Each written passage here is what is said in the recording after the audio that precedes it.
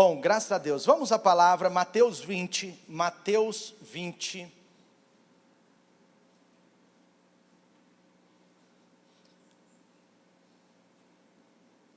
Nós vamos meditar nesse texto, que é uma parábola do Senhor Jesus, a parábola da vinha, onde o Senhor nos conta uma história que Ele quer ensinar algo, ou muitas coisas. Vamos lá. Pois o reino dos céus é como um proprietário que saiu de manhã cedo para contratar trabalhadores para a sua vinha. Ele combinou pagar-lhe 1 denário pelo dia e mandou-os para a sua vinha. Então esse proprietário, antigamente, aliás, não antigamente, é porque eu ia falar quando eu era pequeno. Há poucos anos atrás, na casa da minha avó, eu não gostava de dormir no quarto da frente, da frente da casa, porque o quarto da frente da casa era em cima de um alpendre, de uma sacada, assim, de uma laje, e embaixo dessa laje, às 6h15 da manhã, ficavam muitos trabalhadores esperando aqueles caminhões passarem para levá-los para apanhar café, e aí eles ficavam lá conversando, e eu, como um excelente jovem, eu queria dormir, eu estava de férias, queria dormir até às 10, e 6 horas da manhã começava aquela conversa, porque embaixo da sacada da casa da minha avó, tinham talvez dezenas ou centenas, talvez centenas não, dezenas de trabalhadores, esperando passar aquele caminhão, e esses trabalhadores, eles subiam no caminhão, combinavam o preço, quanto está pagando hoje? Olha, hoje, às vezes o caminhão passava, não levava todos, aí passava outro caminhão, levava o restante, e eles iam, e tinha dias que alguns trabalhadores não conseguiam trabalho, porque tinha uma fila, nem todos conseguiam entrar naqueles caminhões, né, que a gente chamava dos boias frias, né, e nem todos conseguiam entrar naquele caminhão, e essa história, ela tem essa ideia, porque isso é uma cultura antiga. Então naquela época, o dono passava e ele ia chamando os trabalhadores, quer trabalhar? Quer? Então vamos. E ele ia chamando os trabalhadores, aqueles que estavam querendo trabalhar, aqueles que estavam prontos para isso, dispostos, humildes para isso. E esse é o contexto aqui, Por volta das 9 horas da manhã, ele saiu, então de manhãzinha ele pegou alguns e ele combinou pagar um salário. Por volta de 9 horas da manhã, ele viu outros que estavam desocupados na praça, e lhes disse: vão também trabalhar na vinha, e eu lhes pagarei o que for. Quanto que ele falou para esses? O que for justos. O primeiro ele combinou 1 denário, o segundo ele falou: eu vou te pagar o que for justo. Já eram 9 da manhã, os primeiros foram levados às 6 horas, e eles foram, saindo outra vez por volta de meio-dia, essa vinha estava dando muito fruto, por volta de meio-dia, ele volta, e às 3 da tarde, e também às 5 horas da tarde, e ele fez a mesma coisa. Ele pegou os desocupados e lhes perguntou: por que vocês estiveram aqui desocupados o dia inteiro? Agora já era 5 da tarde. Ele estava questionando, alguns dizem que era às 3 da tarde, mas entre 3 e 5 ele para e fala: olha, por que vocês estão aqui desocupados até agora, desde as 6 da manhã? O que está acontecendo? E esses trabalhadores, eles respondem para ele: olha, nós só estamos aqui porque ninguém ainda nos contratou. E acho que esse é uma observação que eu faço nesse texto. Esse dono da vinha, ele viu a disposição, ele olhou para o coração daquelas pessoas. Sabe, Deus, ele olha para o seu coração, ele está olhando aí dentro, ele está vendo aqueles que realmente estão prontos para ele, aqueles que realmente desejam, aqueles que querem. E aqui tinha pessoas que não tinham sido chamadas ainda, mas queriam ser chamadas, queriam estar envolvidas. Então ele disse: olha, eles disseram, como ninguém nos contratou, nós estamos aqui. Parece que aquele dono da vinha gostou da resposta.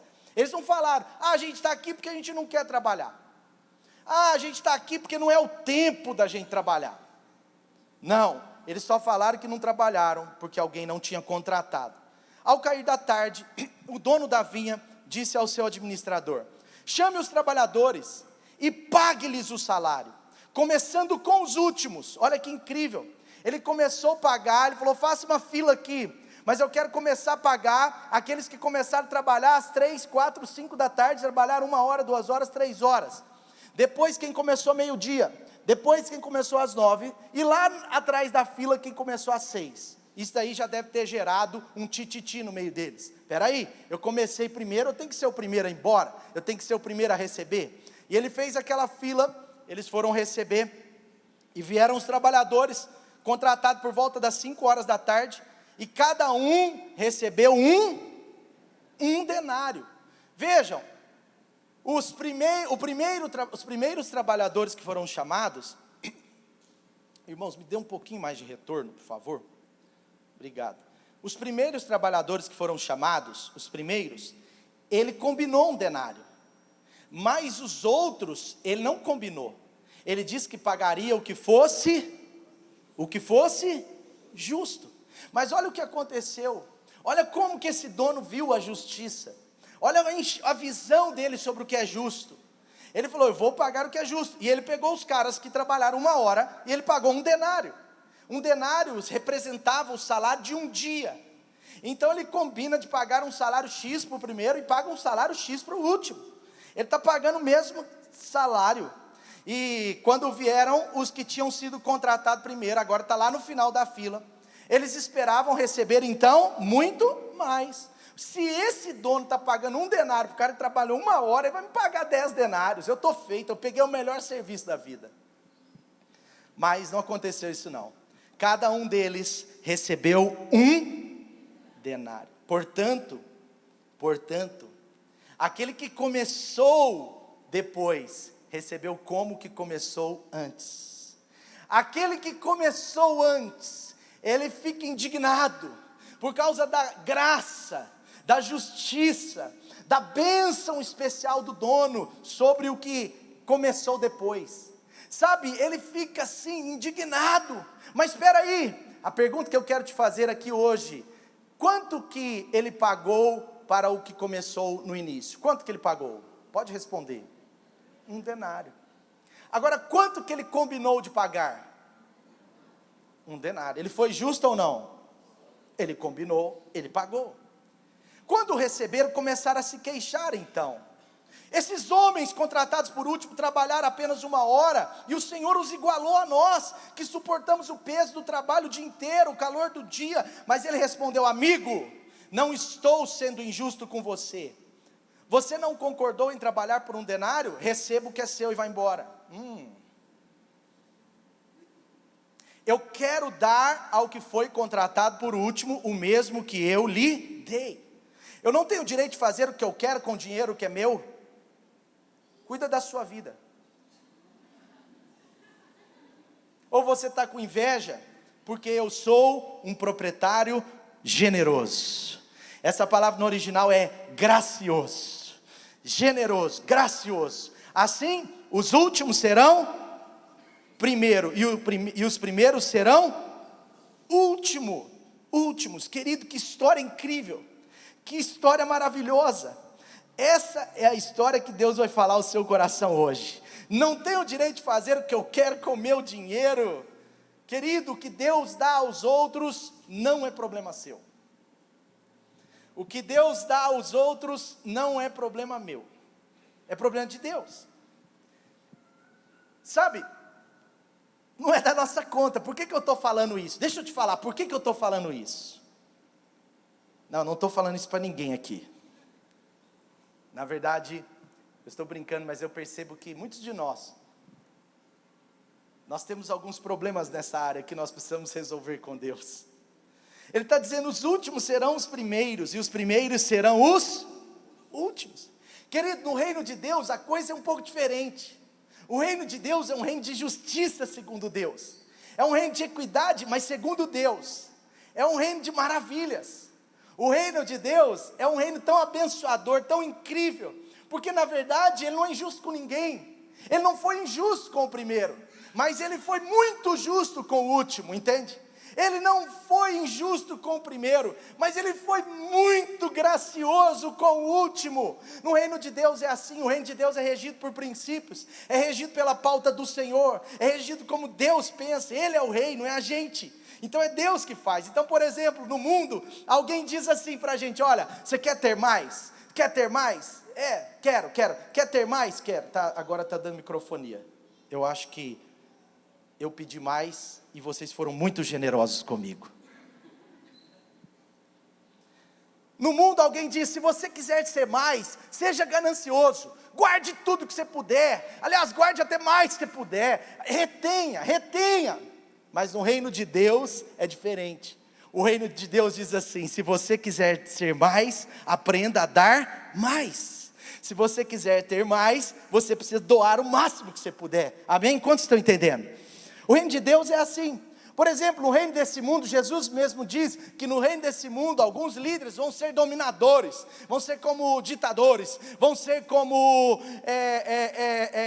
pessoas que vão assim, exercer liderança com a força. Mas sabe, Jesus está dizendo, mas entre vós, no meu reino será diferente. No meu reino, aquele que serve mais será o primeiro. Aquele que quiser ser o maior, seja o que mais serve. Portanto, a autoridade no reino de Deus é legitimada segundo o seu coração, segundo o que nós temos dentro do nosso coração. O reino de Deus, a nossa autoridade é legitimada pela nossa humildade, por um coração ensinável, por um coração submisso, por um coração assim, pronto a obedecer, sabe? E eu fico pensando como as coisas funcionam no reino de Deus. E a primeira mensagem que eu queria trazer nessa mensagem, a primeira ideia, é que nós precisamos entender que a graça de Deus, ela também se manifesta, ela vai se manifestar na vida dos outros. Por isso nós precisamos ter cuidado para não nos comparar. Eles estavam se comparando, mas como pode você ter dado tanto para esse cara que trabalhou 1 hora e ter dado tão pouco para mim? E o Senhor disse, eu não fui injusto, porque ele tem sido mais abençoado do que eu. Por que está acontecendo isso? Sabe, às vezes nós nos comparamos e não percebemos como nós estamos errando em relação a querer dosar a graça de Deus na vida de outras pessoas. E às vezes nós não percebemos, mas ficamos até com raiva de Deus. Não é uma raiva declarada, porque ninguém tem coragem de falar, eu estou com raiva de Deus. Mas dentro de nós, às vezes a gente fica indignado. Senhor, por que o Senhor foi tão generoso com o outro? Mas eu quero dizer, sabe, Deus não nos deve nada por causa das nossas boas obras. Deus não nos deve nada, Deus é Deus, Deus é Deus, Deus é Deus. Gênesis 4, no versículo 3 em diante, eu não vou ler todo esse texto, mas em Gênesis 4 conta a história de Abel e de Caim. E nós ministramos essa história porque, claro, aqui tem revelações de Deus diversas. Mas sabe, uma coisa que eu percebo nessa história de Gênesis 4, 3, é que a palavra de Deus diz que Caim, ele trouxe ao Senhor uma oferta do que sobrou, depois de um tempo, ele trouxe ao Senhor. Sim, é verdade, ele trouxe uma oferta do fruto da terra, mas a Bíblia diz que Abel, por sua vez, ele trouxe ao Senhor das partes gordas das primeiras crias do seu rebanho. E a Bíblia diz que Deus aceitou a oferta de Abel e aceitou Abel, mas que Deus não aceitou a oferta de Caim e Caim. Quando nós olhamos para esse texto, nós ministramos várias ideias aqui, mas uma coisa no contexto dessa palavra é que, sabe, a diferença de Abel e Caim não foi o tamanho da oferta. Pode ser que a oferta de Caim foi até maior do que a oferta de Abel. Pode ser que a oferta de Caim foi até maior financeiramente falando. Pode ser que proporcionalmente falando foi maior, mas sabe de uma coisa? A diferença aqui é que Caim, ele quis ofertar das obras das suas próprias mãos. Ele quis ofertar com a sua própria justiça, com o seu próprio pensamento, com sua própria ideia, com o que ele mesmo pensava, enquanto Abel apenas obedeceu. Aqui não é uma relação do tamanho da oferta, mas do tamanho do coração. Aqui a relação tem a ver, a história aqui ela tem a ver com o coração e a obediência de Abel. Abel, ele resolveu obedecer porque amava a Deus. Querido, nós precisamos aprender a fazer as coisas porque amamos a Deus, e não para fazer Deus nos amar. Fazer as coisas porque amamos a Deus. A diferença das obras do Espírito e das obras da carne, é que as obras da carne, elas fazem na carne, na força, no sentido de que, quanto mais eu fizer, mais Ele vai me amar. Mas eu quero te dizer, a boa notícia é que Deus já te amou, Ele te amou muito, Ele te amou tanto, que Ele deu o seu Filho único. Então não é o que você faz para Ele te amar, mas é o que você faz porque Ele te amou. Então Ele já fez essa obra. Eu não posso, por exemplo, orar, porque eu tenho que marcar um X no meu calendário. Quando eu era mais novo, e os jovens têm que ter cuidado, porque eles tendem a ser radicais, cheios de opiniões. E eu tinha minha opinião. E o dia que eu não conseguia orar, eu ficava mal. Eu ficava mal, mas não era por causa não era mal porque eu não orei, era mal porque eu estava me culpando por não orar, porque eu achava que o orar era um X que eu tinha que marcar no meu calendário. O dia que meu calendário não tinha um X, eu não era ninguém. Eu estava querendo fazer com as minhas próprias mãos. Até a sua oração pode ser da carne, ela pode ter 1 hora de oração, meia hora de oração, mas se a motivação da oração, se você não entender que é um relacionamento com Deus, que é porque você ama a Deus que você se relaciona, se você quiser orar para Deus amar, pode ser que você precisa aprender a se relacionar mais com Deus. E sabe quantas pessoas, elas atrasam excelentes planos de Deus na sua vida, elas afundam às vezes planos de Deus na sua vida, porque elas passam a vida inteira com ciúmes do que Deus está fazendo na vida do outro. Quantas pessoas se afundam porque estão focadas demais no que Deus está fazendo na vida de outra pessoa, ao invés de buscar o que Deus tem para fazer na sua própria vida. E eu quero dizer que o que Deus vai fazer na sua vida é tão grande quanto o que Deus está fazendo na vida da outra pessoa. O que Deus vai fazer na sua vida é algo separado para você, é algo que Deus já separou, está no mesmo plano da graça de Deus, não é diferente. O que Deus tem para fazer na sua vida não é diferente. Por isso Jesus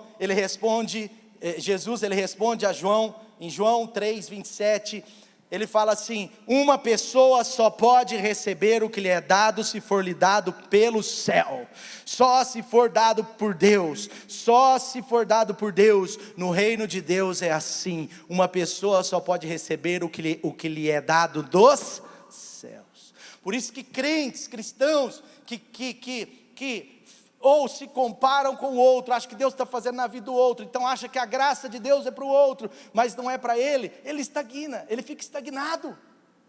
Enquanto a gente acha que a graça está se manifestando no outro, mas não na minha vida, a gente está fora dela. Mas quando a gente entende que a graça é para todos, é para ele e é para mim, seja às 9 horas da manhã, seja meio-dia, seja às 3 ou seja às 5, a graça de Deus foi manifesta a todos os trabalhadores. Ele foi justo com todos, amém?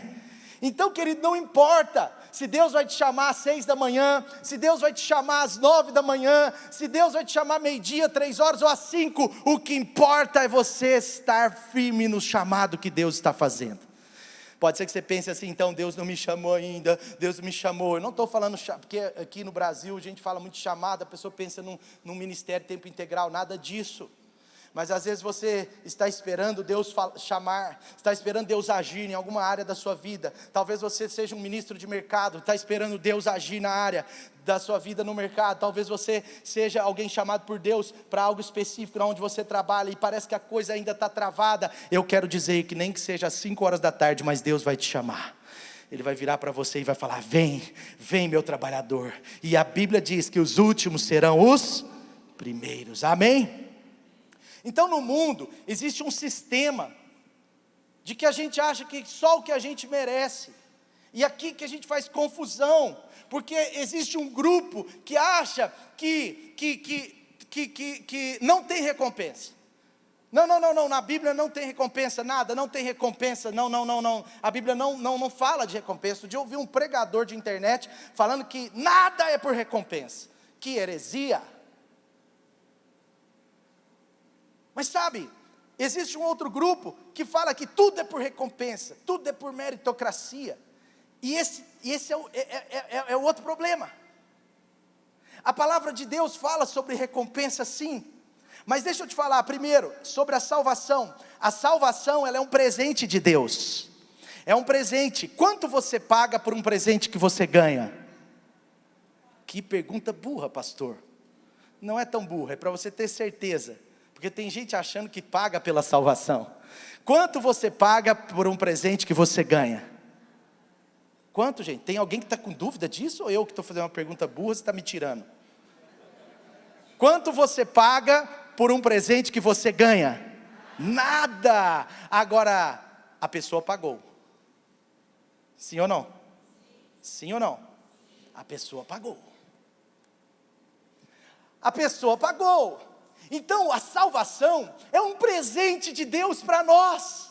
A salvação é aquilo que Deus pagou com seu Filho. Jesus pagou naquela cruz e Ele deu esse presente para mim e para você. Efésios 2, versículo 8 em diante, fala que nós somos salvos pela graça, por meio da fé. Isso não, Efésios 2, 8, isso não vem de vocês, é dom de Deus, não por obras, para que ninguém se glorie, porque nós somos criação de Deus, realizada em Cristo Jesus, para fazermos as boas obras, as quais Deus preparou de antemão, para que nós as praticássemos, amém?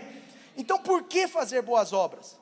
É para alcançar Deus? É para ser bom? É para que Deus me ame mais? Por quê? Aí a gente olha para um texto desse e a gente pensa assim, está vendo? Não faz sentido as boas obras, não precisa ser bom. Aliás, eu já fui salvo, está tudo certo. Não, a Bíblia diz que a salvação ela vem pela graça, mas essa graça continua atuando na nossa vida, todo dia ela vai aumentando, ela vai atuando, e ela vai nos capacitando a fazer o bem, ela vai nos capacitando a ser pessoas melhores, ela vai nos capacitando a ter uma melhoria no nosso caráter, no nosso coração, na humildade que temos. Deus vai nos ajustando, Deus vai nos abençoando, trabalhando conosco, tudo pela graça, mas sim, existe sim uma recompensa. David Widham, ele diz assim: a taxa de entrada no cristianismo é completamente gratuita, mas a taxa de assinatura anual é tudo aquilo que você tem. Ninguém vai entrar no reino vindouro com base nas suas próprias realizações, mas é pela graça e generosidade de Deus. Porém, no dia do grande julgamento, todos serão convocados para prestar contas, para apresentar suas obras, e todos esses serão recompensados de acordo com a sua resposta à graça e generosidade que recebeu de Deus. Uou! A pergunta que eu te faço é o seguinte: como você está respondendo à graça de Deus? Como você está respondendo à graça de Deus na sua vida? Será que você se levanta logo pela manhã, você já se levanta, é de verdade que eu estou falando, e você já tem aquilo no coração: Senhor Deus, como eu posso responder a sua graça hoje? Senhor Deus, o que eu posso fazer para você nesse dia? Senhor Deus, por causa do seu amor, porque o Senhor me amou tanto, como eu posso manifestar, expressar o meu amor por você, Senhor? Como eu posso ser melhor? Como eu posso fazer algo por alguém? Como eu posso ser uma bênção na vida de outras pessoas? Essa pode ser uma das ideias para você responder à graça de Deus, porque no reino de Deus existem recompensas, tudo pela graça, é tudo no âmbito da graça, mas tem recompensa. Inclusive no reino de Deus tem recompensas aqui e tem recompensas no céu. Tem recompensas que você vai colher aqui, e você já está colhendo. Todo cristão, ele tem experiências de colher recompensas na sua vida, na sua família, no seu trabalho, amém? Mas existem algumas recompensas que você vai colher na eternidade. Essas recompensas provavelmente são as maiores, são as mais poderosas. Elas vão além e muito melhores ainda do que as boas que nós já estamos colhendo aqui. Essas recompensas, elas não são só boas, elas são excelentes, elas são as melhores. E essas recompensas, o Senhor nos diz que nós precisamos aprender a buscar. Mateus 5,12, quando Jesus estava no sermão ali, dando as bem-aventuranças, Jesus ele está dizendo, olha, Mateus 5,12, alegrem-se, regozijem-se, ou seja, alegrem-se com expressão, porque grande é a recompensa de vocês nos céus. Então o próprio Jesus está dizendo, tem recompensas te esperando lá. O apóstolo Paulo está dizendo ao povo de Corinto, Ele está dizendo em 1 Coríntios capítulo 3, a partir do versículo 12, o apóstolo Paulo está falando, olha, eu sei que vocês precisam ter Jesus como alicerce. Ele está falando, eu sei que tudo é pela graça, tudo tem que estar com a base em Cristo, mas mesmo assim, uns vão construir, preste atenção, mesmo assim, uns vão construir com ouro, prata, pedras preciosas, outros vão construir com madeira, com feno, com palha. Sua obra vai ser mostrada no grande dia. Ele está falando isso, ele falou, olha, as suas obras serão recompensadas. Se você construiu aqui com ouro, você vai ter uma recompensa, pedras preciosas, diamantes, esmeraldas, outro nível de recompensa. Agora, se você construiu com palha, você quase não vai ter recompensa, ou não vai ter. Por quê? Porque talvez não, porque ele diz assim, porque essa será revelada pelo fogo, que vai provar a qualidade da obra de cada um. Então o ouro no fogo é uma coisa, o diamante é outra coisa, agora o feno e a palha.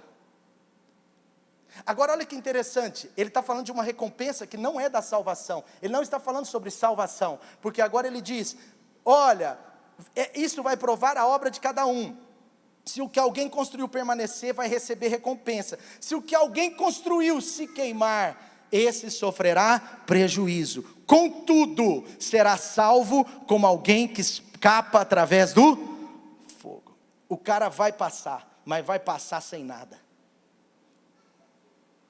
Então tem recompensas no céu, e parece estranho, porque as recompensas aparentemente podem conflitar com a graça, mas as recompensas celestiais não conflitam com a graça, pelo contrário, elas são pela graça. Talvez aquele trabalhador das 9 horas da manhã, ele recebeu um nível de recompensa, mas o trabalhador das 5 horas da tarde, ele foi poderosamente recompensado, mas os dois estavam lá, recebendo o seu justo salário, para a glória de Jesus. Portanto, nós precisamos cuidar dessa ideia. O Senhor lhe fala em 1 Coríntios 15, 58, que o trabalho de vocês não é inútil, o trabalho de vocês, o meu trabalho, o seu trabalho, será recompensado. Deus, Ele está pronto a nos recompensar, amém? Porém, preste atenção, mesmo cada um de nós tendo recompensas importantes, nós não podemos nunca esquecer do grande segredo. Nossas recompensas aqui na eternidade, elas dependem completamente do poder, da graça e da generosidade de Deus. Elas não são por apenas os nossos méritos. Então a Bíblia, ela fala em vários lugares sobre recompensa. Inclusive, a Bíblia diz que aquilo que a gente faz em secreto, Deus nos recompensará. E alguns pegam esse texto e até acrescentam, fala assim, aquilo que você faz no secreto, Deus te recompensará em público. Mas o texto não diz isso, mas o texto diz que aquilo que a gente faz em secreto, Deus nos recompensará, aleluia. Outra interessante história que se conecta com essa parábola de Jesus, graça para todos. Certo homem, Lucas 18, versículo 18, diz que certo homem, importante, ele perguntou para Jesus, mestre, o que farei para herdar a vida eterna? Esse texto também é conhecido como o texto do jovem rico. O jovem rico, ele chega para Jesus e fala assim, ei, como eu vou herdar a vida eterna? Primeira coisa, ele já começou errado. Gente, quando você começa errado, o caminho é muito mais difícil. Por isso que no começo que você tem que acertar mais, porque começou errado, para você refazer o negócio é complicado.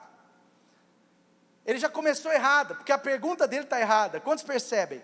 A pergunta dele já está errada. Ele pergunta assim, o que eu devo fazer para herdar a vida eterna? Nunca faça essa pergunta, o que eu preciso fazer para herdar a vida eterna? De certa forma é uma pergunta errada, porque não é o que você faz, mas é o que Jesus fez. Para nós é tão simples, a gente precisa crer com o coração, confessar com a boca, mas de fato, o sacrifício para a salvação não é nosso, foi Jesus quem fez naquela cruz. Jesus morreu por nós, Jesus ele entregou a sua vida, ele que fez, a obra da cruz é dele, a obra da redenção é dele, foi Jesus quem fez. Portanto, esse menino já começou errado, ele já perguntou errado. Ele falou para Jesus, ei, o que eu tenho que fazer? E sabe o que acontece? Como ele começou errado, Jesus ele lidou com ele com base no que ele mesmo estava falando. Jesus agora baixa no nível dele, num certo aspecto. Jesus, ele, só para você entender, Jesus ele lida com ele no nível dele, para provar que não ia dar certo. Toda vez que você quiser lidar com Deus no seu nível, Deus vai fazer algo para mostrar para você que você está errado. Toda vez que você quiser lidar com Deus no nível da força só, no nível só da razão, no nível, toda vez que você quiser lidar com Deus só no nível cartesiano, só no nível da teoria, só no nível do que você acha, toda vez Deus vai te parar, para mostrar para você que o seu nível não leva a lugar nenhum. Você não pode ir a lugar nenhum com o seu nível, por maior que o seu nível seja. Depois eu vou te dar um exemplo, mas vamos lá. Ele começou errado. O que eu devo? Mas olha só, aí ele continua, versículo seguinte. Aí ele vai, por que você me chama bom? Respondeu Jesus. Não há ninguém que seja bom, a não ser somente, olha a resposta, porque agora Jesus está como homem. Ele estava lidando com Jesus no nível humano, no nível da lei. Ele estava lidando com Jesus no nível da carne, da obra própria. Presta atenção nessa ideia. Então Jesus agora, ele entra no plano 100% homem, porque ele era 100% homem, 100% Deus. Mas agora ele entra no plano 100% homem. Ele fala, por que você está me chamando de bom? Não tem ninguém que é bom não, só Deus é 100% bom. Jesus já dá uma nele, no nível dele. Porque na prática ele estava perguntando, como que eu posso ser perfeito para alcançar a vida eterna? O que me falta fazer? Aí, agora, Jesus continua, você conhece os mandamentos. Jesus está falando para ele, você conhece os mandamentos. Não adulterarás, não matarás, não furtarás, não darás falso testemunho, honra teu pai e tua mãe. Aí ele, no meio, ele parece que ele corta Jesus, ele não deixa nem Jesus terminar, ele fala, não, mas isso tudo eu tenho obedecido. Não, mas eu sou perfeito nisso. Não, desde a adolescência eu já aprendi, eu já criei uma cultura, eu criei hábitos, todo dia o X está no meu calendário, está tudo certinho. Ele responde isso para Jesus. E aí no versículo 22, olha que incrível. Ao ouvir isso, Jesus disse, ao ouvir isso, disse-lhe Jesus, lhe falta ainda uma coisa, falta-lhe ainda uma coisa, falta ainda uma coisa, queridos, sempre nos falta uma coisa, sabe, você aceita Jesus, você se converte, Jesus começa a transformar a sua vida, você era muito imperfeito, muito cheio de problemas, Jesus salva a sua alma, salva o seu ser, salva a sua vida, agora você está com Ele na eternidade, talvez você não tenha nenhuma obra, talvez você tenha só como aquele cara do lado da cruz, lá o ladrão da outra cruz, ele não tinha obra, mas ele foi salvo por causa da graça, é difícil de entender, mas talvez a gente se converta com tantas imperfeições, e a gente começa a ser transformado, como a Bíblia diz, de glória em glória, dia a dia, mas mesmo no último dia da nossa vida, com uma vida exemplar de cristianismo, ainda nos faltará alguma coisa. Ai daquele que diz, nada me falta. E por favor, não estou falando do Salmos 23. Ai daquele que diz, eu estou completo. Jesus está dizendo para ele, há uma coisa ainda lhe falta, é lógico que faltavam muitas coisas na vida daquele jovem, mas Jesus está mostrando para ele o nível dele, que ele não ia alcançar. Então, queridos, uma atitude errada, um pensamento errado, que às vezes é o problema está dentro de nós, é uma crença errada, que os coaches chamam de crenças limitantes, de verdade existem, mas existem as crenças limitantes e as crenças erradas, que são piores que as limitantes, eu acho. Porque uma te limita, a outra te coloca no caminho errado. Crenças erradas. Ele estava crendo errado. E todo mundo tem uma atitude errada, um pensamento errado, em alguma área da vida, uma crença errada, um pecadinho escondido, um orgulho. Uma coisa errada, todos nós temos, e aí todos nós voltamos e acabamos no ponto central, que é na graça e na bondade de Deus, você entende? Deus leva você, Ele dá uma volta com você, para mostrar para você que não existe nada nem ninguém bom como o Senhor, nada nem ninguém que por si mesmo pode alguma coisa. Deixa eu te dar um exemplo melhor para ilustrar.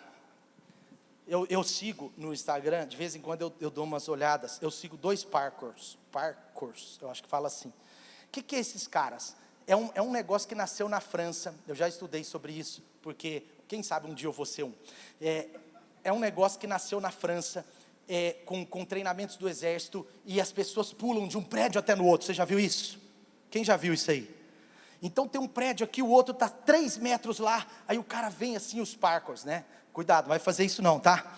Aí ele vem assim, pum, ele dá um salto, aí ele e cai aqui, e pega assim. Você já viu isso?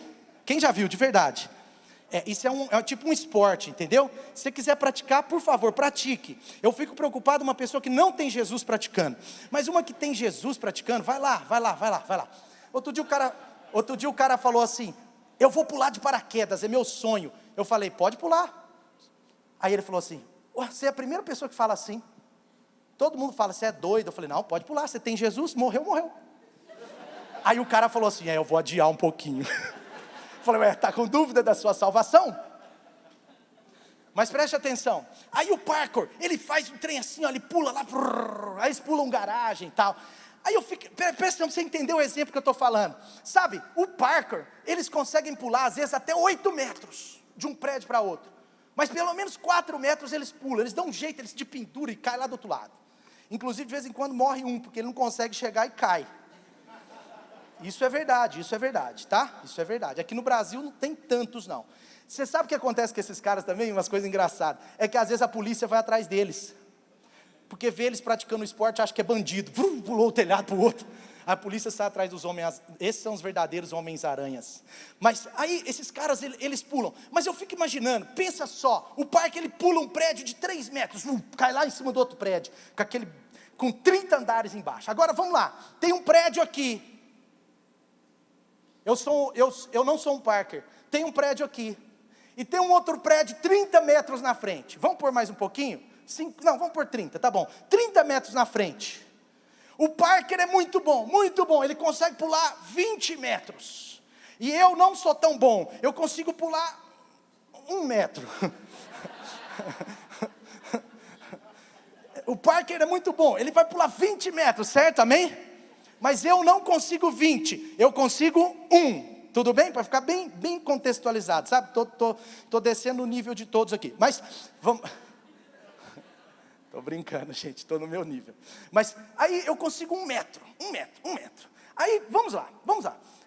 Gente, o prédio está 30 metros lá na frente. Gente, ele pulando 20 e eu 1, se nós 2 pularmos, os 2 vão morrer. Sim ou não? Faz sentido? É assim que acontece. É só para você entender. Sabe, um pode ser um pouco melhor que o outro. Um pode estar num momento melhor que o outro. Um pode aparentemente ter uma porção da graça maior que o outro. Mas não tem jeito. Nenhum de nós é coisa alguma sem Jesus.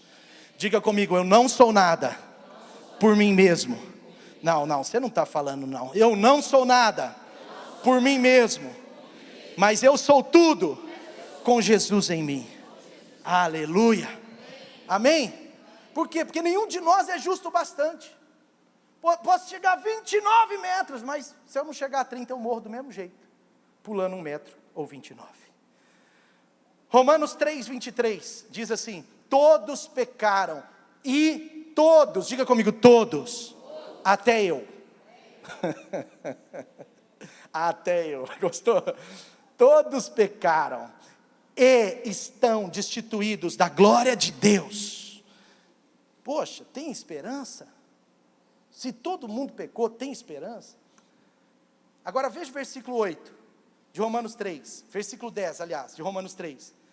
Está escrito, não tem justo, nenhum sequer. Puxa, tem esperança? Eu fico preocupado. Aí ele vai piorar, não há ninguém que entenda, ninguém que busque a Deus, que procure a Deus, todos se desviaram, tornaram-se juntamente inúteis, não há ninguém que faça o bem, não há nenhum sequer. A Bíblia está dizendo sobre isso. Esse texto, ele fala da graça, mas ele começa mostrando como que eu e você não podemos alcançar. Mas agora ele termina muito bem, versículos 21 e 22, olha o que diz: mas agora se manifestou uma justiça que vem de Deus, independentemente do que a gente faça, independentemente da justiça própria, independentemente da lei, independentemente das obras da carne, independentemente dos meus méritos, existe uma justiça de Deus que é mediante a fé em Jesus Cristo para todos os que creem. Sendo justificados, versículo 24, sendo justificados gratuitamente por sua graça, por meio da redenção que há em Cristo Jesus, amém? Gente, é assim que funciona. Você e eu precisamos sim planejar ter mais santidade, buscar ter santidade, cuidar da nossa vida com Deus, sim, por favor. Mas é só a graça que nos capacita. Eu não sei você, mas tem dia que eu deito na cama antes de dormir, e eu falo: Senhor, amanhã vai ser o dia mais santo da minha vida. Eu vou ser perfeito amanhã, Senhor. Senhor, amanhã eu vou ser santo. Amém, santo, santo. E eu ponho meu relógio para despertar 7h20. Mas 6h50 toca o meu telefone. E acabou já a minha santidade.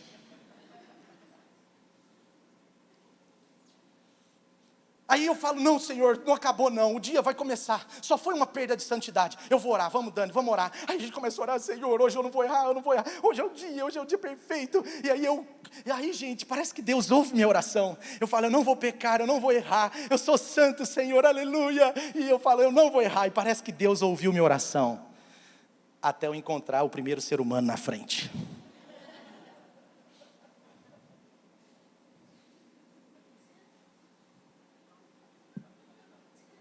Só que isso só acontece comigo.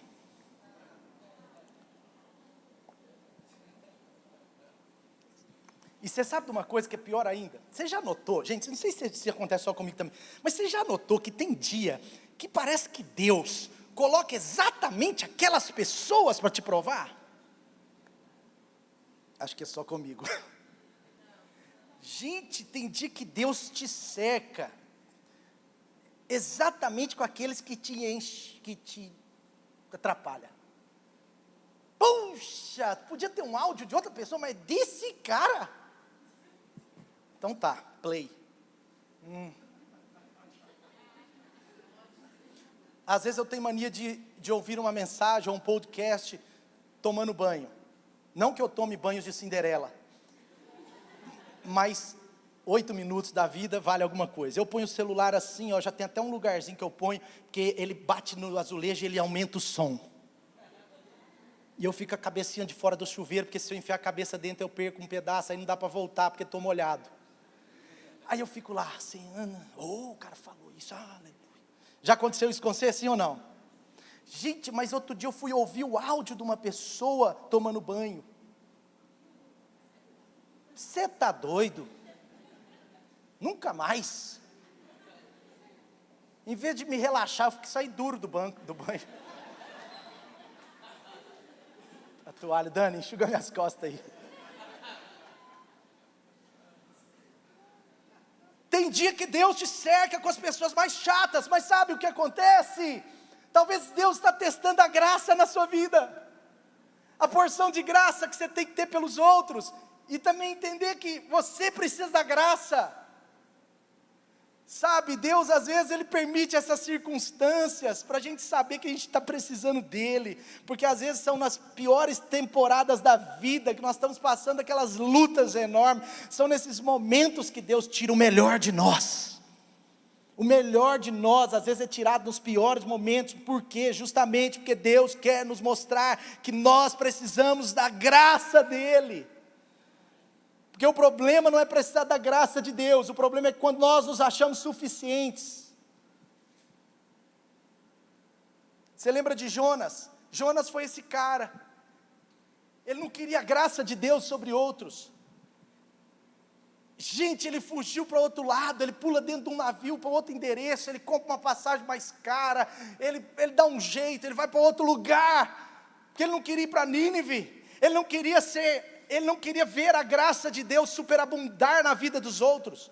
Jonas é um problema, Jonas tem problema com a graça na vida de outros. E sabe qual é o resultado de uma pessoa que tem problema com a graça de Deus na vida de outros? É que elas acabam às vezes dentro do estômago de uma baleia.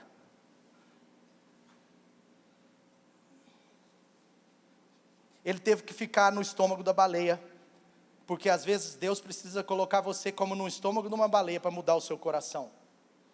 Porque o problema não era a baleia, o problema era Jonas. E Deus queria tratar o coração de Jonas. E quando Jonas falou: Deus, eu entendi, eu vou agir e eu vou para lá. Depois ele insistiu de novo, aí a história é longa. Lembra o filho pródigo? O filho pródigo foi ao contrário, é o contrário de Jonas. Jonas, ele não queria a graça de Deus na vida dos outros, mas o filho pródigo se achava suficiente. Tem o crente que não gosta de ver a graça de Deus na vida dos outros, mas também tem o crente que se acha, que ele está achando que ele está cheio da graça, que ninguém mais tem graça. Ele é a cereja do bolo. O filho pródigo era a cereja do bolo. Geralmente pessoas que se sentem como cereja do bolo, em algum momento elas vão ter algum problema com os pais espirituais. Elas vão ter algum problema com liderança, elas vão ter algum problema. Por quê? Porque isso tem a ver com essa síndrome. Do tipo assim, eu tenho uma porção da graça para isso. E Deus me deu isso. E o filho pródigo disse: essa herança é minha. Essa herança é minha. Eu tenho que usar dela agora. E o filho pródigo disse: a graça de Deus do meu irmão não importa, a graça de Deus do meu pai não importa, importa a graça na minha vida, eu quero toda ela para mim. E ele pegou tudo, e ele pega a herança, e antes do pai falecer, ele pega a herança no momento errado, e ele vai embora, e ele quer agora, ele quer usufruir de uma graça pelas suas próprias mãos, entre aspas, graça. Ele achou que ele merecia mais do que ele tinha. Ele achou que ele merecia mais do que os outros. E ele achou que merecia até mais do que o pai tinha.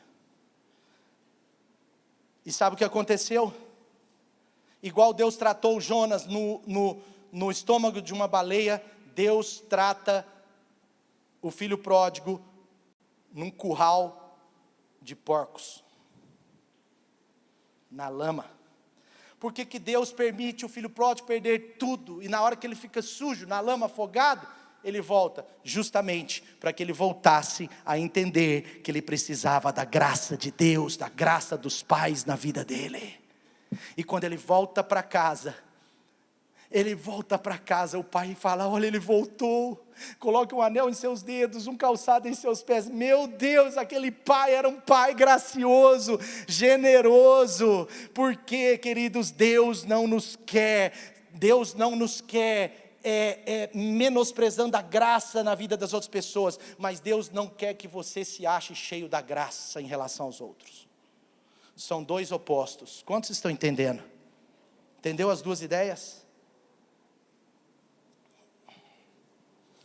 Então, não julgue o que Deus está fazendo na vida de outras pessoas, mas também não fique achando que você é a cereja do bolo e que Deus está fazendo demais na sua vida. Deus pode deixar uma pessoa que você acha que não merece ser abençoada na sua própria frente. E Deus também pode mostrar que você não está bem para ser abençoado na frente dos outros. Cuidado, o nosso objetivo é sair para esse mundo, e é ser uma bênção, é não achar que os outros não podem receber de Deus, amém? Em Lucas 18, no versículo 9, eu não vou ler esse texto, eu já estou quase concluindo, mas em Lucas 18, versículo 9, conta a história de dois. Era um cobrador de impostos, um publicano, um cobrador de impostos, que não era nada simpatizado pelos da lei, nem pelos gentios, nem por ninguém. Um cobrador de impostos, ele está em oração, e a Bíblia fala que tinha um religioso, um escriba, um homem da lei, um fariseu, ele estava orando. E é incrível essa palavra, é incrível essa parábola, é incrível, porque a Bíblia diz que alguns homens confiavam em si, eles se achavam a cereja do bolo. Ele achava que a graça é só para ele. Ele achava que se a graça não se manifestou da mesma forma no outro, é porque ele tem algo que o outro não tem, e não é assim. E aí, ele ia orar, olha que incrível, está em Lucas 18, depois do versículo 10, 11, diz assim, que eles subiram para orar, mas o fariseu, em pé, ele orava, Deus, eu te agradeço, porque eu não sou sem graça igual esse cara. Eu te agradeço, porque o Senhor está fazendo muito na minha vida. Pai, muito obrigado. Eu sou demais. Eu sou o cara. Eu sou a quarta pessoa da Trindade. Pai, obrigado, Pai, porque depois de Jesus sou eu. Gabriel, Miguel, vem agora. São anjos, gente. Sabe, esse cara se achava, e olha só, muito obrigado, porque eu não sou como ladrões, corruptos, obrigado porque eu não tenho pecados, eu estou com a minha vida resolvida, eu não tenho nem dívidas, muito obrigado, Senhor. Eu não sou como os adúlteros e nem mesmo como esse publicano ajoelhado aí, não vai adiantar nada, não tem nada, rouba de todo mundo, é um cobrador de impostos terrível, mas eu sou um escriba maravilhoso. Eu jejuo 2 vezes por semana, eu dou o dízimo, olha que cara top. É o crente que todo mundo aparentemente elogiaria, não, elogiaria pela sua aparência, mas olha que incrível, o publicano, ele ficou à distância, e ele não tinha nem coragem de olhar para o céu, e ele batia no peito, e ele dizia, olha só, ele estava à distância, ele não tinha coragem de ficar lá no céu, ele estava se entendendo que ele precisava de Deus. Gente, o outro estava fazendo uma oração para ele, não sei se você pegou, aquela oração do fariseu não era para Deus não, gente, era para ele, eu sou eu, não sei o que, eu, faz em mim, eu. Mas a oração do publicano era para Deus. Olha só, Deus tem misericórdia de mim, eu sou pecador, eu lhes digo, diz o Senhor Jesus, que este homem, e não outro, foi para casa justificado diante de Deus, pois quem se exalta será humilhado, mas quem se humilha será exaltado. Gente, então o cara que pensava que era o cara não foi ninguém diante de Deus, mas o cara que pensava que era ninguém diante de Deus se tornou o cara diante de Deus. E eu quero concluir dizendo para você que Jesus é maravilhoso. Jesus, ele tem um chamado para cada um aqui. Jesus escolheu você primeiro para a salvação, e não é de jeito nenhum pelos seus méritos, é porque Jesus já fez tudo que tinha que fazer. Esse é o seu dia, você só precisa dizer sim, Jesus, eu te quero, salva a minha vida, muda a minha história, toma, Senhor, meu ser, eu quero estar na eternidade com o Senhor. Sabe, Jesus não escolhe pessoas perfeitas, Ele chama pessoas. Eu quero dizer que você, além de ser um chamado para a salvação, além de você ser chamado para a salvação, você que está aqui, eu quero dizer também que Deus tem um chamado maravilhoso para a sua vida, e o seu chamado não é menor do que essa pessoa do seu lado, e essa pessoa do seu lado não é menor nem maior do que você, amém? E sabe o que aconteceu? Lá em Jerusalém, há 2000 anos atrás, mais ou menos, diz a lenda, que um homem chamado Jesus contratou uma consultoria em recursos humanos, chamava Jerusalem Consult.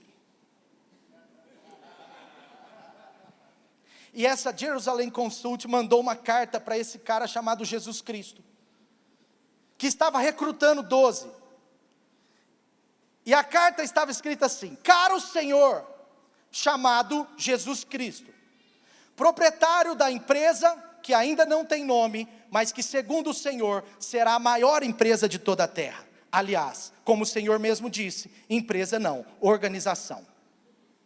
Muito obrigado pelos currículos que o Senhor nos enviou para esses novos cargos de executivos administradores na sua organização. Inclusive, o Senhor nos disse, e acreditamos, que daqui a alguns anos será uma organização globalmente influente.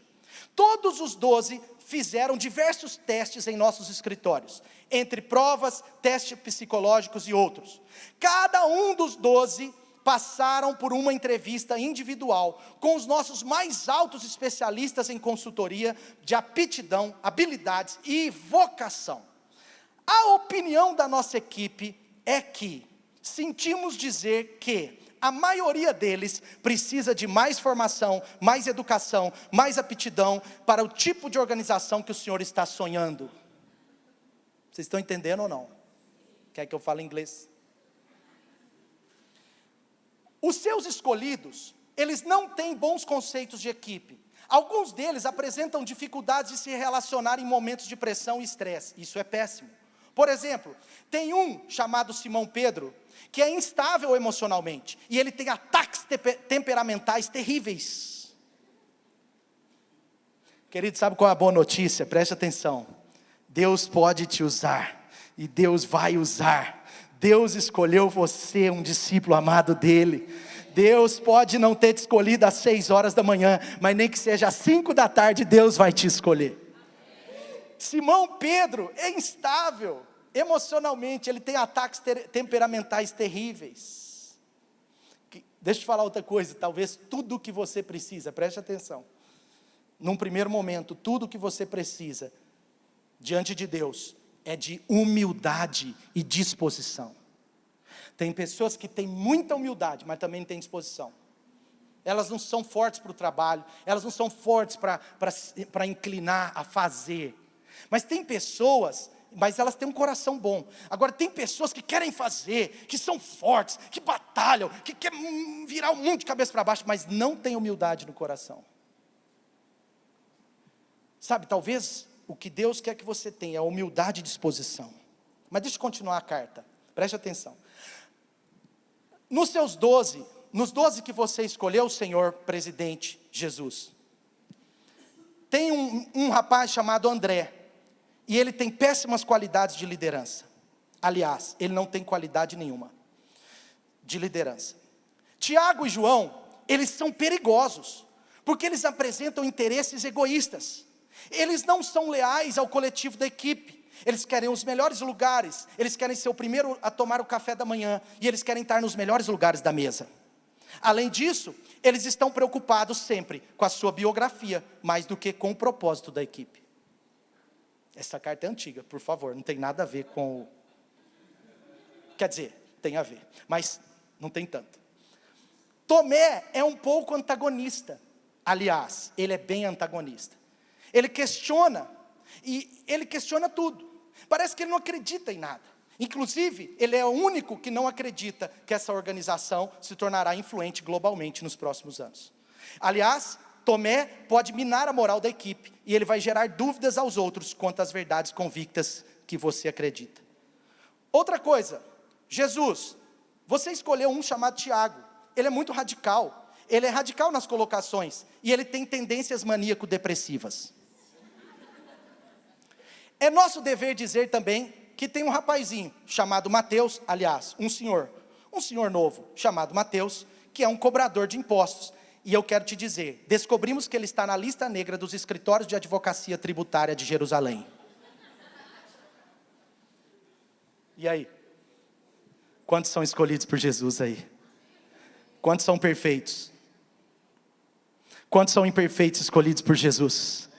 Quantos vão ser escolhidos por Jesus depois das 6, 9, meio-dia, 3, 5? Mas a sua disposição e a sua humildade, como aqueles trabalhadores da praça, elas são cruciais para você ser escolhidos por Jesus. Amém? Eu quero dizer isso. Algumas pessoas podem até não esperar nada de você, querido, mas Deus espera algo de você. Entenda a graça de Deus. Outras pessoas podem te julgar pelo exterior, pode te julgar você só pelas questões de fora, mas Deus, Ele está vendo o seu coração. Bom, deixa eu terminar essa carta. Final da carta da consultoria. No entanto, Senhor chamado Jesus, presidente, tem um único dos seus candidatos que nos parece bem adequado e queremos recomendar a contratação imediata dele. Ele é ambicioso, ele é responsável, ele é organizado, ele sabe falar bem em público, apresenta sempre politicamente correto, ele tem habilidades para conexões com todo tipo de pessoa. Enfim, o único dos 12 que nós podemos recomendar é Judas, o Iscariotes. Você pode ficar de pé no seu lugar?